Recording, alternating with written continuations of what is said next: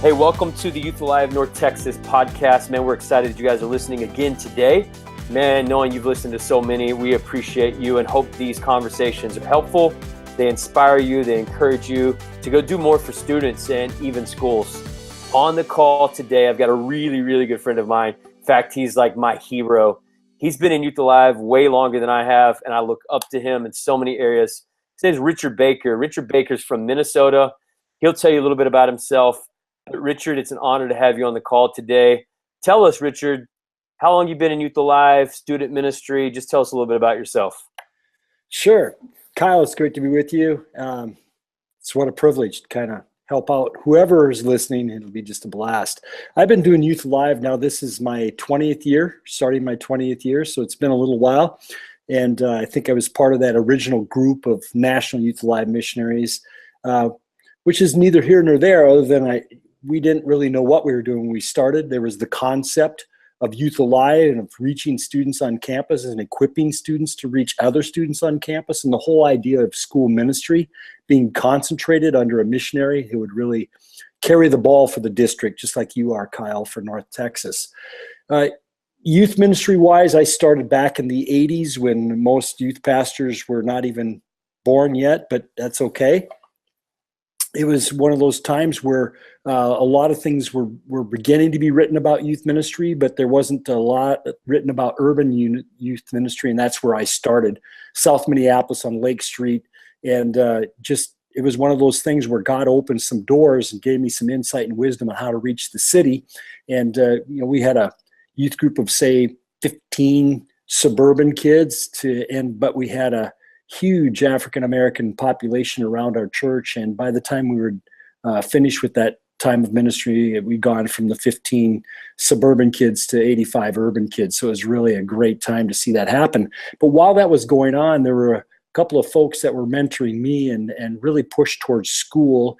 So I left the church youth pastorate ministry and went into ministry with Youth for Christ. And that kind of opened some other doors of really gaining a burden for schools, administrators, students themselves, and working directly within the school system, not just from the outside. And I think that was probably a great combination to lead to Youth Alive and what we do, with a combination of connecting churches with schools and working within the school and working within the systems and the laws that we have in our land to still bring the gospel there, but through the ways that are legal in our country. Yeah, hey, I love that. And I love now that you've been doing youth ministry / school ministry for 4 decades, almost. Yeah. It's incredible to see what God's done in your life. Why, Richard, have you stayed in it so long? If I want to be really straight up, I really wanted to be a pastor. But there was a time in my life when I was really trying to be that, to go be a senior pastor somewhere. And I finally got to a point where the Lord just had to really some people would say knock you upside the head. They would use that kind of phraseology. It was kind of like that God just had to say, no, that's not what I have for you. I want you to work with students, and I want you to work with schools. And it was very plain, direct. My wife heard it before I did, but you know how we are. Sometimes we can be bullheaded and we try to do our own thing. But my wife really helped me. And then there was a pastor who I'd only known a couple of weeks, but he came to pastor my home church. And he called me up. I wasn't living there, but he called me up and said, I want to have lunch with you. And our conversation between my wife, and him, it was an amazing conversation where I just really sensed God said, you don't have to be a pastor anymore. And once that happened, it really released me back into student ministry and to working with schools. And I really haven't looked back since, because God has just taken it one step at a time, always going a little bit further, a little bit deeper into reaching out to students. And I just don't feel a release from that. So I'm going to stick with it until God says do something different. If teachers can teach till they're 65 or whatever, then I probably can do youth ministry until I retire too. Come on, that's awesome. Hey, thank you, Richard, for doing that and not planting a church, not being a pastor, not going overseas. Thank you for continually saying schools matter and that schools are our mission field. They're just as important as all those other countries. So in that, you're a school guy, you're a student guy. How do we, in a nutshell, I know it's a big question, but how do we reach schools? How do we get into schools? I was thinking about that, and the simplest answer to that is to ask. Ask to be there. Now, if you want to expand on that, because that is a simple answer, and there's so many different ways to go. But I think we need to develop good relationship with schools. So whether we're a youth pastor or whether we're a youth live person or you're a senior pastor, I believe that we need to take our churches and set them up for success by trying to connect them with the school and serving the school any way that we can. I have a youth pastor who's on my board, and she was a volunteer youth pastor, not even paid, and she had no connections with the school. And she did some of the things that we have in our Youth Alive material. Hey, go serve the school, pick up garbage after a football game, that sort of thing. Take your students with you and serve the school that way. And she honestly did that. And she did just that once. And the principal came to her and says, hey, what's going on here? This is fantastic. Why would you even do this? Because I want to serve the school. And it opened doors to the point where she had carte blanche with the principal. They asked her to come in and her volunteers to come in and just meet and talk with students. It opened the door from a school that was absolutely closed to a door that was absolutely open. Finally, they got to the point where say, hey, can you bring a school assembly to us? And it went from her paying for those school assemblies through her church to the school saying, hey, we'll pay for it all because it's so fantastic. I mean, it just progressed all along the way. So from campus groups, campus clubs, campus missionaries on campus, serving the school assembly programs. She really does have an open door at that school because she started just by serving. Yeah, that's good. I love what you said. Just ask. Richard, this morning, I went to a high school that we thought was closed for a long time. With the youth pastor, we asked about getting in, helping, serving, mentoring, even possibly doing school assemblies. And they said yes. And we walk out and I said, you ask and you shall receive. And it's all about showing up on that campus and making the ask. I love how you said that. A lot of people, when they think of school ministry, they immediately go to the big, and that's the school assemblies. That's the 7 projects. That's the outreach. Right. How do you, we don't talk a lot about it on these calls, but how do you book an assembly? Well, it starts with the question that we just answered. You really have to serve the school. And if I'm looking at it from a youth pastor perspective, as you're serving the school, that is what opens the door. And once that door is open and there's a relationship there, it almost doesn't matter how you ask. You can be as blunt and as straight as, hey, I have the 7 project coming to this area. Would you like to have them in your school? To, hey, have you ever thought about a school speaker that could come in and talk about resiliency or anti-bullying and just have that conversation with the principal or the athletic or activities director or the guidance counselor, whichever is the best contact for you. But that's really how it opens the door. And that's how you move it further down the field by just simply having that conversation. Specifics really do vary from school to school on how that school assembly is going to be booked. I made a little list here of a number of different ways that I've seen it happen over the years with me. Sometimes it is simply the ask and it can be a cold call. I remember my first time with Youth for Christ my first school or principal meeting was with a guy who had been the former director that I was taking his place. And we came into a principal that he knew. And I knew one of the things was we were bringing a school assembly in. And I just said to the principal straight up, I said, love meeting you. This is great. Love your school. This is a great place. But I just have to tell you, we have an opportunity here that's coming in a couple of months, and we'd love to offer it to you if you'd like to have it. And it was just really straightforward.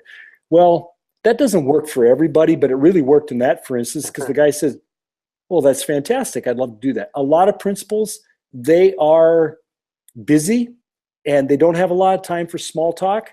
And they like when you get to the point. So sometimes that's the way to go. But I think sometimes it's other youth pastors that have contacts, other senior pastors that have it, and you ride on their coattails into a relationship with the current principal or administration in the school district. Sometimes students are the ones who can ask and ask well. If you have a good student, they can't be the worst student in school and the ones that are always there for the wrong reason. But if you have a good student and they know, they've seen your program or the program that you want to bring and they love it, they'll go in with enthusiasm and that's an act of leadership in front of a principal when a student steps up and says, I've seen this person in action. They've done a great job, and I would love to have them come to our school. That breaks down so many walls just because a student does it. That's another thing. Referrals,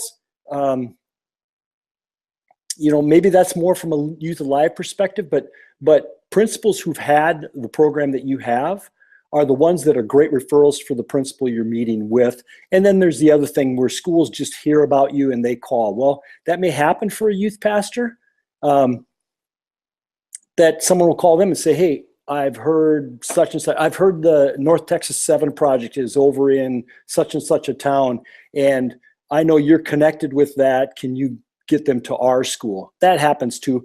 That's kind of the end, not the beginning.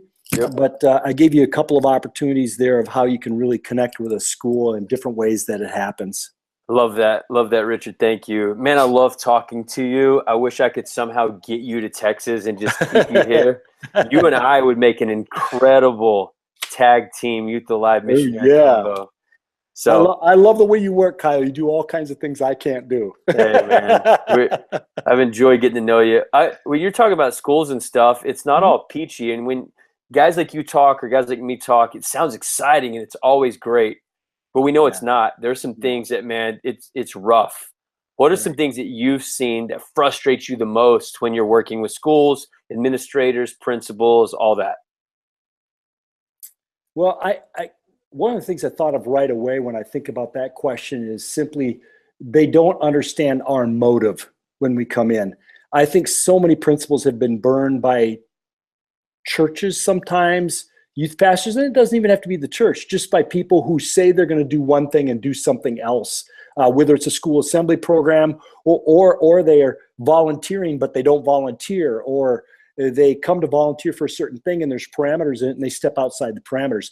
Those all are burn points for a principal. And the more he's been burned or she's been burned, the less likely they are to let us in. So when we come in with a real pure motive, they don't know that up front, whether you're a youth pastor, Youth Alive person, or a volunteer. They just don't know that. And we have to earn trust when they don't know us. And that's a frustration that they don't see my heart, that I really do care about students, even if they don't go to my church or our kind of church, or they're not even a Christian. I think we can bring messages, whether it's the 7 Project or a different school assembly program, that will help every student in that room if they would listen. And that's the point that I want to really try to get across, at least on the school assembly side. And then to simply say, even as we're equipping and resourcing and training students to go back in, that they understand that we care about other students and our students care about other students, not just so they can get something out of it, but that they can just simply share Christ, and they're not there to manipulate and to twist it for their gain. And sometimes administration doesn't see that. Yeah, that's perfect, man. It's a great angle that not a lot of people think of. When you're talking about those frustrations, we know times are changing, culture's changing, religions in America are changing. The way you do school ministry now is not like it was back in the 80s. What do you see, if you had a crystal ball, what do you see in the next 10 years happening with school ministry, and how can we circumvent, make those changes with culture to continue to stay in the schools? 10 years from now could be exactly the same as it is now. I don't know that, because I think it really depends on political climate and how much pressure is put across the country on what schools need to do or don't do. I think they have a lot of pressure for the academic achievement side that they're seeing now, and it shies them away from things that possibly we could really help them with, and that is just really helping kids to deal with their own situation. There's just a thing in Minnesota right now, they're talking about how we've shut down state hospitals for mentally ill, that sort of thing. And then, but we haven't resourced anyone else in our communities to handle that. And I know that isn't specific to schools, but schools are having to deal with that too. Mental illness. And I would say in my limited experience, a lot of mental illness comes from really poor family lives and a lack of parents, or one parent over another, or multiple parents when you have mixed families, and just creates a lot of confusion in students. And we've got this thing going on, and that puts more and more pressure on schools to do so many different things that the family would have done 30 years ago or 40 years ago or 50 or 60, just go further back, and it's more and more family centered, and we're moving so much further away from it that I think it really,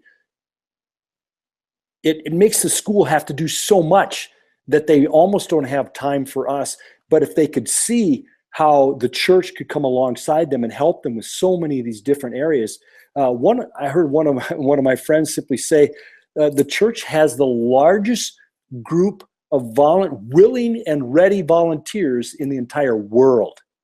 Yet the schools really haven't tapped in it. And we as the church need to begin to see ourselves as that component that can bring the volunteer structure to a school that truly helps any student that's there through a variety of different things. And we'd have to take a lot longer phone call to probably go through a number of those things. But just the idea that skills and gifts and abilities that your church has in the form of the resource of your people and your volunteers may be the very things that your school needs, but you won't know that if you don't connect with them and begin to understand.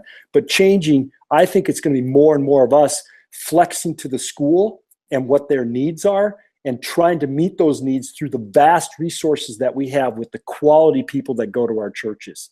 If IBM can show up with an engineer or two and help them with some kind of science class, why can't engineers from our churches be the ones who step in there? Instead of representing IBM, they represent your church.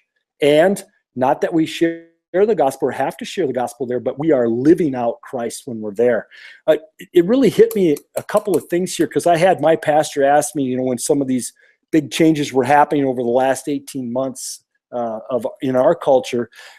I had just read Titus 3, and it really hits me that we have to begin to live as believers, as youth pastors, as pastors, and as churchgoers in our culture as the New Testament Christians had to live in their culture. Our culture's increasingly pagan, if you want to go that far with the term, or at least non-churched, so that we have to live like they don't really understand what we believe. So here's the thing that came to me. Verses 1 and 2 in chapter 3 of Titus just simply says, remind people to be subject to the rulers and to authorities, which is how, Kyle, you and I have to live when we're working with schools, and to be obedient, to be ready to do whatever is good. I love that phrase, to be ready to do whatever is good. That's who we are as believers and as the church. And to slander no one, to be peaceable and considerate, and to show true humility towards all men. If we live like that, the church would be the most inviting place on the planet if we live like that. And I think that's the way we have to connect with schools over the next 10 years and beyond.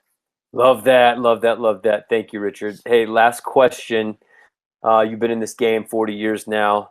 We know youth pastors, they're young. They're in their early 20s, and in my district, they're getting younger and younger, coming right out of high school, going straight in to youth ministry. What would you say to those guys, just in 60 seconds? What would you say to this millennial generation of young pastors coming up? 3 things, super easy and even shorter than 60 seconds. Love Jesus first and stay connected with him. Second thing is be excellent. I love that phrase. It's what I challenge all of my teams to do.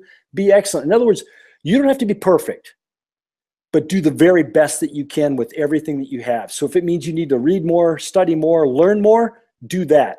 If you already have skills, continue to grow in those skills and then put them into play. Be excellent at whatever you do, not a slacker. Be excellent. And then the last one, have fun.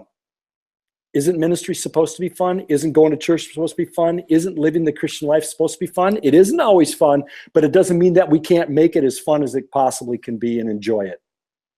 That's awesome, Richard. Thank you, thank you, thank you. I love your passion, your energy so much for students, for schools, and thanks for taking time to invest into the leaders in North Texas. And thank you, all of you, for listening or watching these Hangouts. And we pray, Richard and myself, we pray that you would go out and you would win your campuses, your schools for Jesus Christ. Yeah. Now go do it.